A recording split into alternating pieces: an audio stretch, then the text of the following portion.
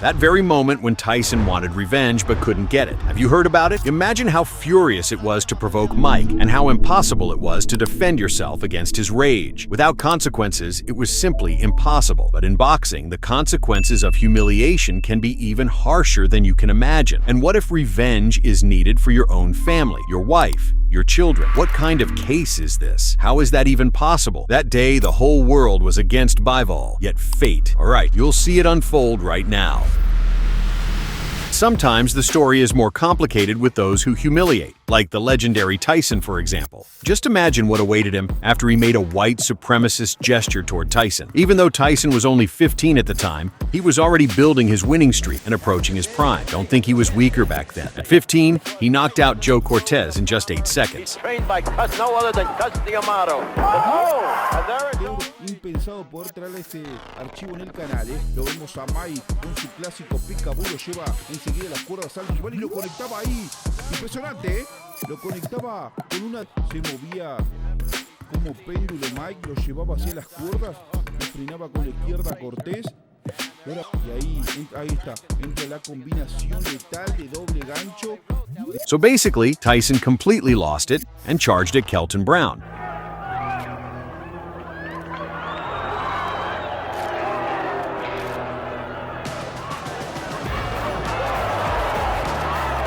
Beating him in the ring until he was about to knock him out. But the problem was that Brown's corner realized what was happening and understood he had absolutely no chance.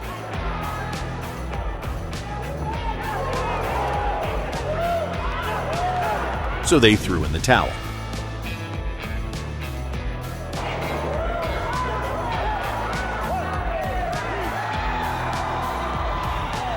Disappointing that it wasn't a knockout? Apparently, that's when Tyson developed his permanent mindset and goal, a first-round knockout, preferably in the opening seconds.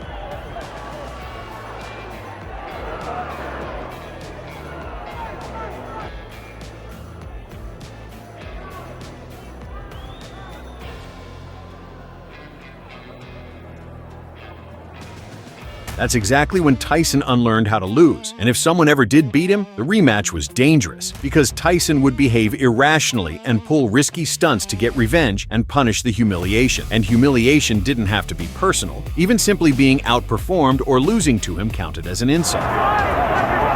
That's when the most scandalous fight of Tyson's career happened. His meeting with Holyfield became a meme and left a stain on Tyson for life. What kind of stain exactly? You'll understand now. The bets were on Tyson, because at that point in Holyfield's career there hadn't yet been victories that big or that high profile. And when Evander Holyfield knocked Tyson down and overall didn't even let him move in their fight. I'll tell you what, the crowd thought that Mike was hurt. Looks like they did a good shot. Like the overachieving warrior that he is.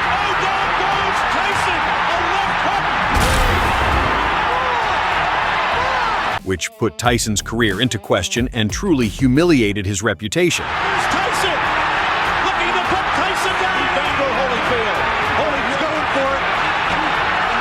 Oh! Tyson's in trouble! Here's Tyson! Looking to put Tyson down! Evander Holyfield. Holyfield continues to dig in. A left hook to the head. He's got Tyson in trouble. Tyson's ready to go!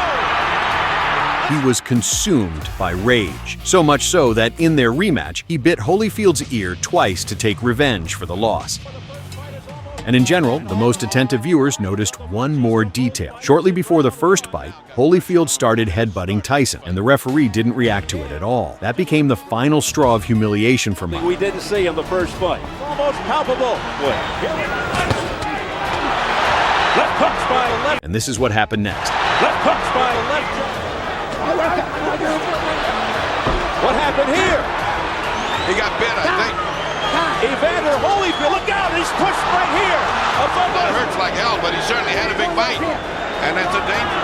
It would seem the fight was over, disqualification. But no, the referee simply deducted 2 points from Tyson and told them to continue the fight. When Holyfield realized his impunity, he continued provoking Tyson, and Tyson responded by biting off a second piece of his ear. At that moment, the referee didn't notice it, and Holyfield, in rage, began taking revenge. Chaos broke out, but who could have imagined that this chaos was only a fraction of what would happen in the next few seconds? He bit him again. He bit him again. Mike Tyson has big The footage that would turn Mike Tyson into an icon of brutal sports culture. After reviewing the replay, the referee saw the second bite and stopped the fight, disqualifying Mike. Tyson completely lost control and almost the referee and Evander right there in the ring. A whole crowd of law enforcement rushed in, and Tyson, driven by emotion and scarier than a maniac, began attacking the police officers who were blocking his way. And can you imagine? The police were afraid of him and started backing away. Holyfield again, I believe. It is complete bedlam, and Tyson is just taking... Tyson was barely calmed down. It is complete bedlam, and Tyson is just taking... Look out now! More fighting in the ring. Headbutt in the second round, which opened the gash on your eye. Tell us about that first business. He butted me in the first round, but then he butted me again the second round. Then as soon as he butted me, I watched him. He had me holding, and he looked right at me, and I saw him, and he was going for it, and he kept going for it, and he butted me again. He kept going down and coming up, and he charged into me. And no one warned him, no one took any point for him. What am I to do? This is my career. I can't continue getting butted like that. I got children to raise, and this guy keeps butting me, trying to cut me and get me stopped on cut. I gotta retaliate. In the end, they were never matched together again, and he was only able to take revenge much later, and not directly, but through Lennox Lewis. Since Lewis had already beaten Holyfield, after 2 losses to Holyfield, Tyson needed to prove that he was stronger than him and capable of beating him. And since Lennox, after facing Evander twice, had proven his superiority, this became the only possible path for Mike. But the funniest part is that Tyson had known Lennox since childhood, from their very first boxing training sessions. They were practically best friends. That didn't bother Mike at all, and he immediately went into trash talk. This fight came right during the era of the most aggressive and unhinged Tyson. Prison, crimes, gang leaders hunting him down. But all of that mattered very little, because on the eve of the fight, one of the most famous press conferences in Tyson's history took place. Steve, Mike, was that your shortest fight ever? Yeah, Lennox Lewis. Lennox, I'm coming for you. Mike, is it frustrating to train like you did and then have this in 7 or 8 seconds? For this fight, I only trained probably 2 weeks or 3 weeks for this fight. I had to bury my best friend, and I dedicated this fight. I wasn't going to fight. I dedicated this fight to him. I was going to rip his heart out. I'm the best ever. I'm the most brutal and vicious and most ruthless champion there's ever been. There's no one can stop me. Lennox is a conqueror. No, I'm Alexander. He's no Alexander. I'm the best ever. There's never been anybody as ruthless. I'm Sonny Liston. I'm Jack Dempsey. There's no one like me. I'm from Nairclaw. There's no one that can match me. My style is impetuous. My defense is impregnable. And I'm just ferocious. I want your heart. I want to eat his Praise be to Allah. Are you saying now, Mike, After that freestyle, the whole world wanted to see Tyson versus Lewis. And to pour even more fuel into the hype machine, a press conference was scheduled, one that could surpass anything you've ever seen in terms of pure insanity. It all began calmly with a stare down. Then the fighters stepped closer, and a brawl broke out, during which Mike bit Lennox's leg. And when they were finally separated, Tyson was so out of his mind that it wasn't even clear who he was yelling at.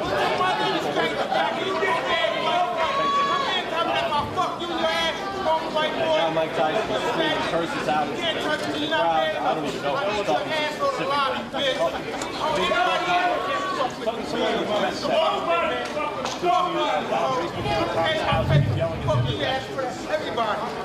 After this chaos, the city that planned to host the fight refused to issue a license, and the promoters had to change locations. The hype was off the charts. The fight set a new pay-per-view record, 1 million buys. You know, essentially, I can call this fight the most anticipated in boxing history. It's impossible to imagine anything bigger. The only question is, was Mike able to do it? But it's not that simple. President Marion Muhammad, Supervisor Linda.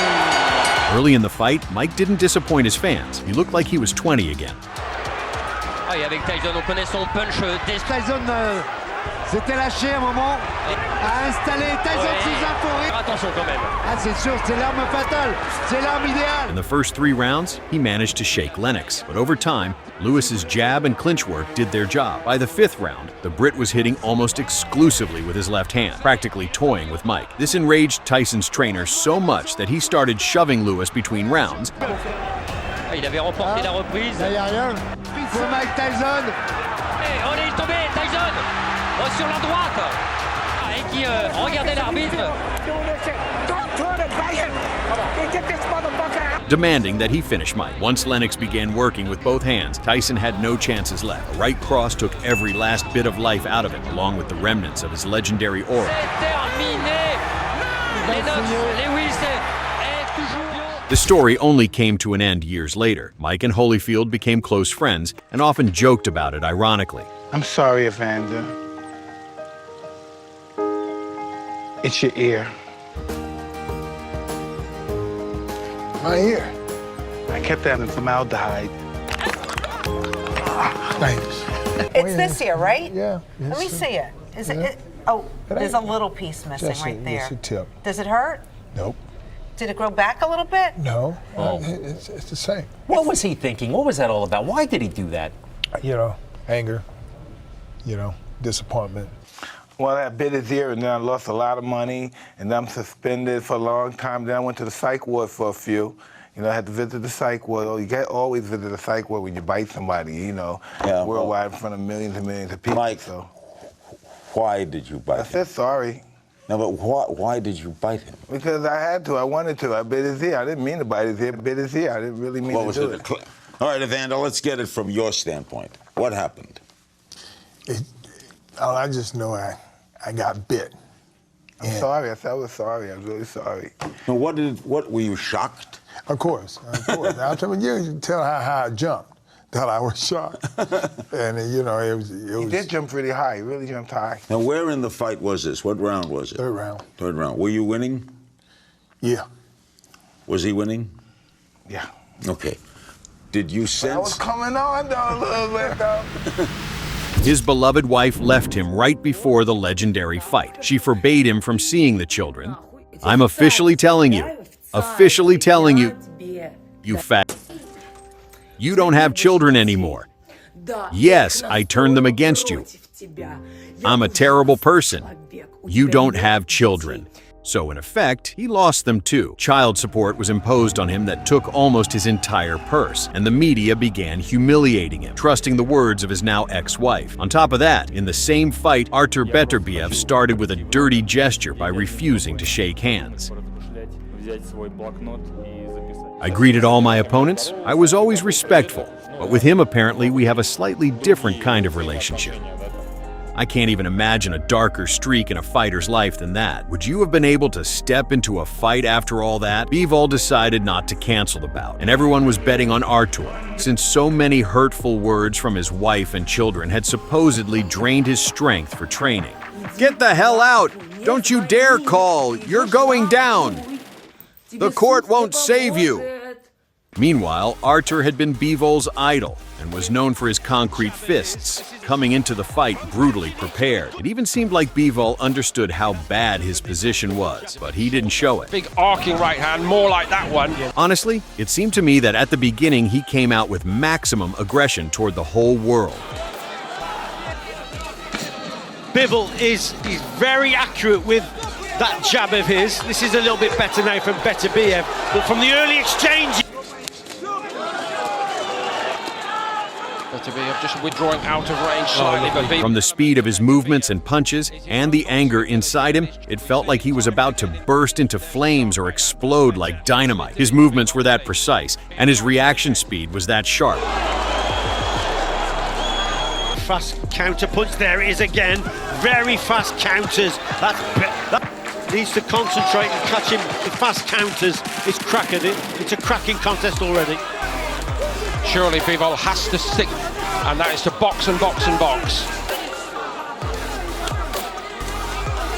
Down and up smartly. Good exchange.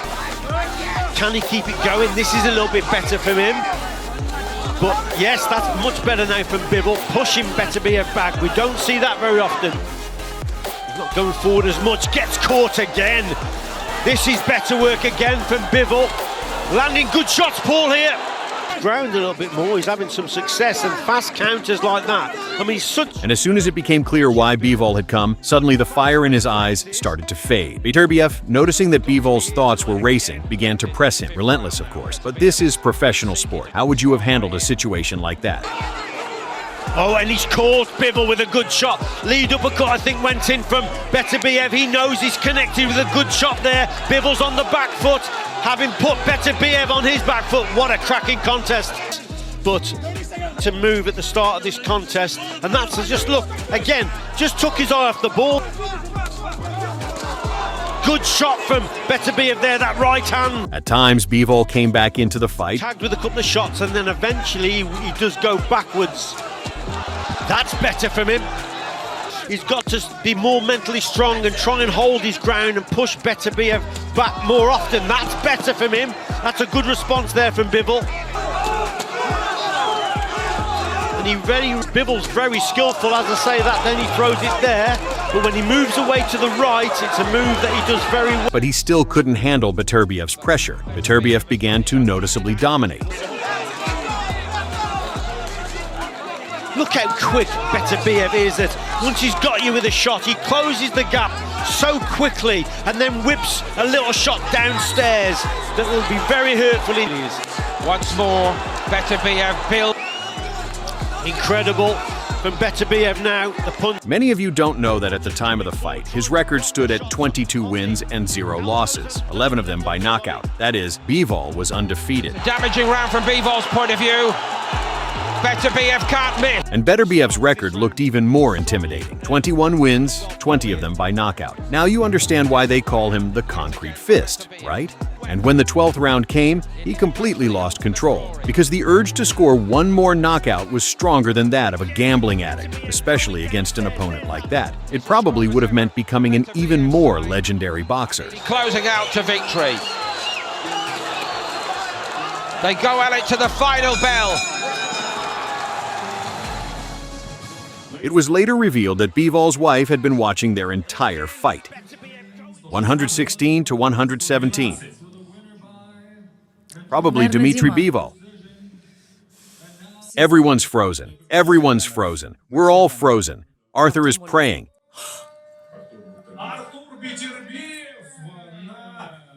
Seriously, that's what you deserve, moron. Did you get scared? Do you know what's offensive?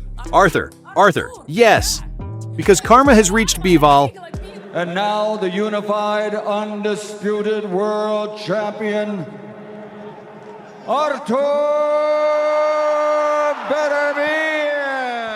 And here's the first thing, what many saw as a bait from his wife. She needed revenge, or rather, to silence everyone and prove she wasn't capable of destroying Bivol's career. Despite the first loss, many assumed that she had mentally broken Dmitry, and that this was the reason for his defeat. However, attentive viewers noticed something else. Bivol actually had higher accuracy and landed more punches than Beterbiev. A lot of people online gave the win to Bivol, but that didn't change anything when it came down to principle. The rematch happened just a few months later, so you can't really say Bivol had fully recovered mentally, but he definitely had time to refocus on training, and losing again would have meant the sunset of his career. At that point, he would have lost everything he once had: his children, his wife, his family, his career, even the idol he once looked up to. Will Beterbiev start flat?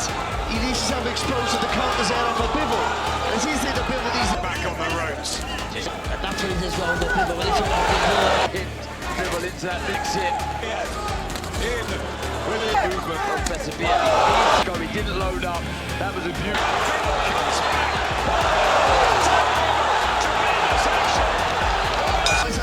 just slowed his legs a little bit.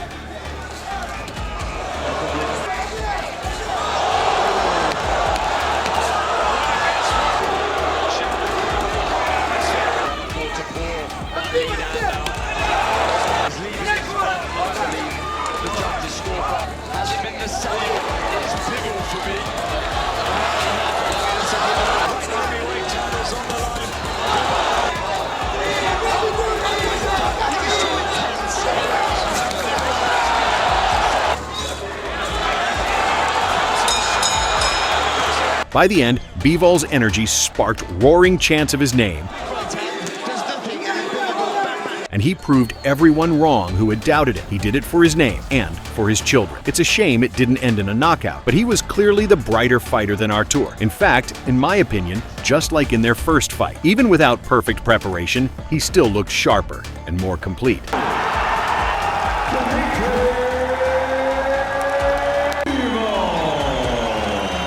As for his wife's reaction, she was legally prohibited by the prosecutor's office from making any public statements about him or his mother due to repeated public insults. After Bivol's victory, fans flooded her social media with angry comments.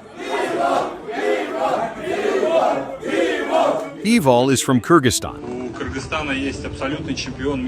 And many people confuse Central Asian countries, for example, with Kazakhstan, where Triple G is from. And while Bivol was buried by pressure, Gennady Golovkin was buried literally. Triple G is arguably the most serious boxer in the entire history of the sport. You never hear trash talk or mockery from it. Because of that, he was always in the shadows. Every fighter who faced him tried to label him as talentless or just a fluke of the industry, a hyped nobody who didn't deserve it. Yet even Trump expressed respect for Golovkin, which is rare coming from Donald, not only reacting to boxing culture at all, but also to non-Americans, contenders far removed from the U.S. I was there and beautiful people are having dinner, and I looked and there was this guy who was Triple G. I looked at him and he came up to me and he said, yeah, my name is Golovkin. Triple G was so much better than anybody else. And then I watched him as he became champ. That guy was a great fighter. Even so, very few truly considered him a worthy opponent. And by irony, absolutely every one of those big talkers, Gennady ran over like a concrete mixer, literally. Just look at Gabriel Rosado's face. His coach was screaming at Rosado's parents,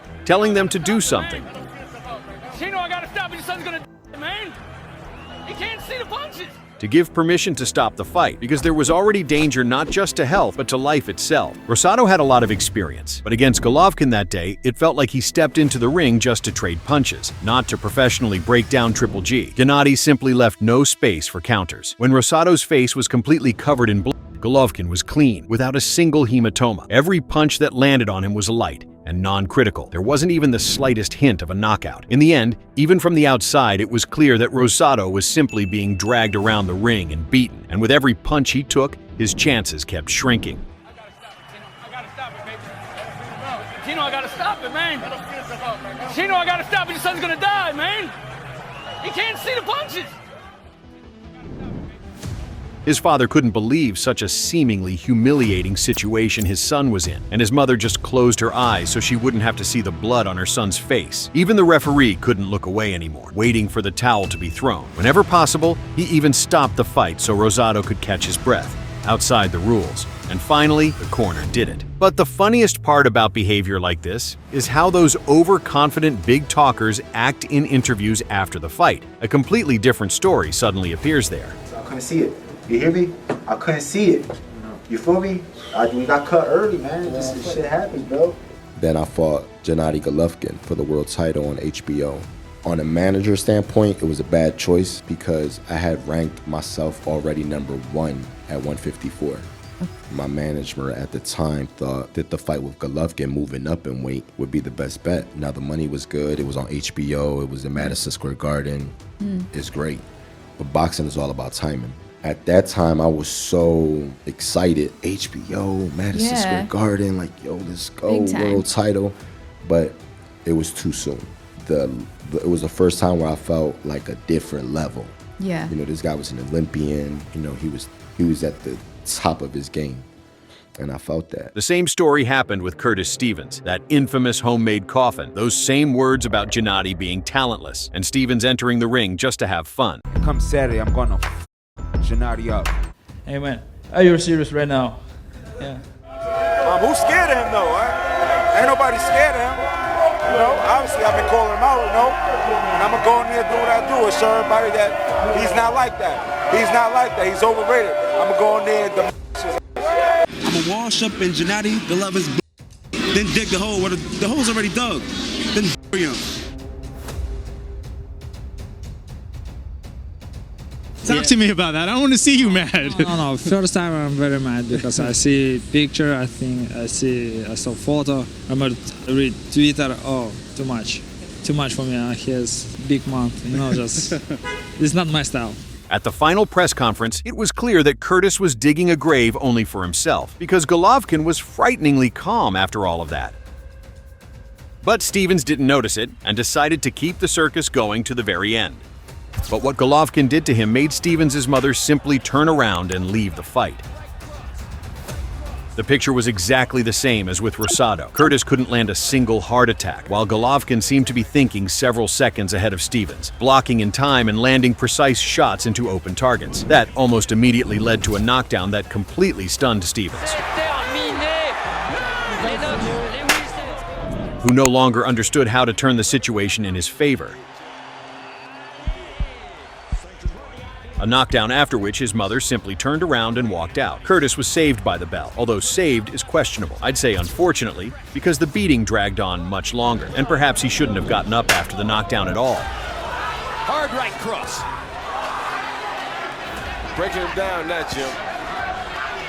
Yeah, it looks like if we get a knockout by Golovkin, it's going to be the... Just a little more, and the Rosado scenario would have repeated itself. Blood, screams, panic. But this time, Stevens' corner was a bit more attentive and reasonable, throwing in the towel before something truly terrible happened. That's just enough to stop the ref from stopping it. Big right cross by Golovkin. Whipping Curtis Stevens into the corner. And he makes it out of round 8. And they're seen enough. That's a great stoppage because the temptation with a guy who hits like Stevens, who showed the heart that... He never hurt me. He like points like tick, tick, tick, tick, tick, tick. He's nothing, you know. I think Gennady machine. Terminator here, this level, Gennady. This level. I'm not machine. You know why? Because machine sometimes broken. I'm not broken. You won't believe it, but even against the IBF champion, Golovkin delivered a lesson in courtesy. It was David Lemieux, the same fighter who had once brutally beaten Rosado, and everyone was on his side, believing that even though Golovkin was a machine, he wouldn't be able to do anything against David. And David himself didn't hesitate to take shots at Golovkin either. And it's over. What a fight in Brooklyn. I'm not afraid of nobody. I'm willing to fight everybody. I want to be the best, so I'll have to fight the best. Gennady Golovkin, I'm not scared of him. You know, winning a world title was a great achievement, but you want to become the best fighter. That's why we went after the big fish. Monroe gave him some good shots and everything, but he takes those shots from me. I don't care if he's a robot, he's going down. He's a very dangerous guy, and big test for me. Golovkin dealt with him before and after. And your feet will always be solid underneath. But it all started in an identical manner. The only thing that distinguished this fight from the previous ones was that David, unlike the others, wasn't just swinging wildly. He was actually doing something in the ring. He was slipping punches, moving and holding shots fairly well. After all, he was a champion. But Triple G was tearing him apart piece by piece. Much of anything. Keeping him back. Jab, right hand. You got to fight early by backing him up with that jab, making him fight uncharacteristically of himself. See the amazing number already from Copy Box. He's landed more than 20 jabs in the round. That joke from the beginning about the Terminator immediately comes to mind. Back then, many people started asking a serious question. If Gennady becomes champion now, how do you dethrone him? Really? If the only reigning title holder is completely powerless, who do you even put against him? Muhammad Ali in his prime? And where do you even find that? Or maybe Golovkin is exactly that guy. Now it's clear why Trump noticed it. Gennady hit accurately, even at the absolute peak of the fight. In its most intense moments, Golovkin didn't rush recklessly into attacks, because past experience had shown that this could end badly. At one of the Olympic Games, Golovkin lost because he rushed at his opponent and kept walking into punches. That became the trigger and the defining turning point of Triple G's style as we know it today. Now let's go back to Lemieux. Instead, he methodically dismantled his opponent for the entire fight. Meanwhile, Lemieux started panicking and throwing chaotic hooks, jabs, overhands, anything, just hoping something would land. And usually that's exactly the moment when Golovkin began his lessons in discipline. When a person's emotions are at their limit, the punishment is the most painful and the most memorable. And that's exactly what happened here. Golovkin almost caught him. Seems to me was able to roll it with his shoulder and make it glance off. And the question is, Willem Flash coming in. Body shot by Golovkin. Right hand lands. Right hands again. Knocks Lemieux into the ropes. Left hook for Golovkin. Right hand lands again. Phenomenal accuracy. Lemieux has never had to fight at this pace before in his life, I guarantee you. Hard right hand by... Well, if the first round was good, this one was even better. Lemieux was trying to box to load up against Golovkin to at least give yourself a chance to land something big. This is live by the gun, die by the gun. The best time for him to make bad decisions. Matthew Macklin was quite articulate, particularly by the jab. You got to get him for his first title defense. There's Lemieux trying to do it the right way, coming in. He wants to try to win it. And he's earned a lot of respect. Keeps coming. Flowing like water. Body shot. Jab again. Jab again. And unfortunately for David, his corner had no intention of stopping the fight at all, because this was a champion. A champion either quits on his own at the cost of his reputation or fights to the very end. And I'd put it this way, already from the middle of the fight, it turned into a clown show in the form of a one-sided beating. Lemieux, with his ridiculous haircut, was just jumping around the ring trying to somehow touch Golovkin, but it looked laughable. Instead of pulling himself together and adding at least some accuracy, he started swinging even more wildly and mocking him on top of that, missing and losing more and more energy. Golovkin, meanwhile, endlessly durable, calmly continued racking up points. Every single punch was critical and, in theory, could have ended the fight by knockout. But the real pain for Golovkin's opponents is that he's not Tyson. He rarely finishes fights with knockouts, so this entire ordeal has to be endured for all 12 rounds, or until the corner throws in the towel. In David's case, it reached the point of absurdity. He literally could no longer stand on his feet, and at one moment, after dropping to a knee, he was hit in the face by Golovkin, accidentally. Triple G immediately apologized for it because it happened too suddenly and unexpectedly. Unfortunately, they decided to continue the fight, and only then did the referee step in and stop it, because the risks to Lemieux were extremely high.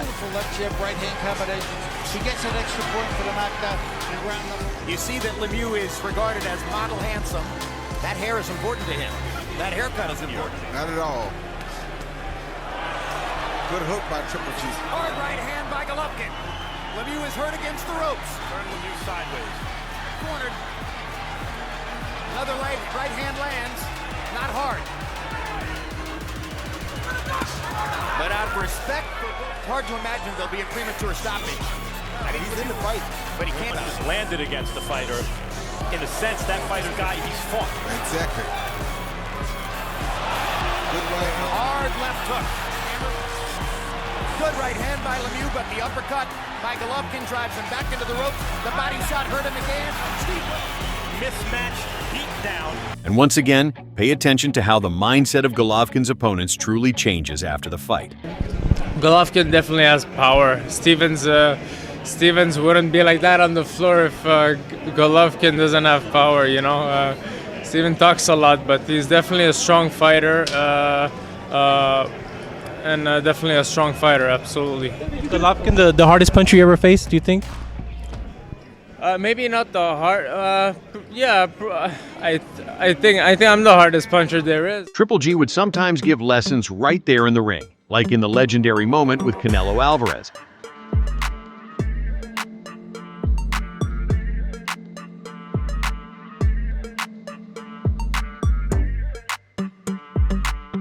After which Canelo began to respect Golovkin more than anyone else in boxing.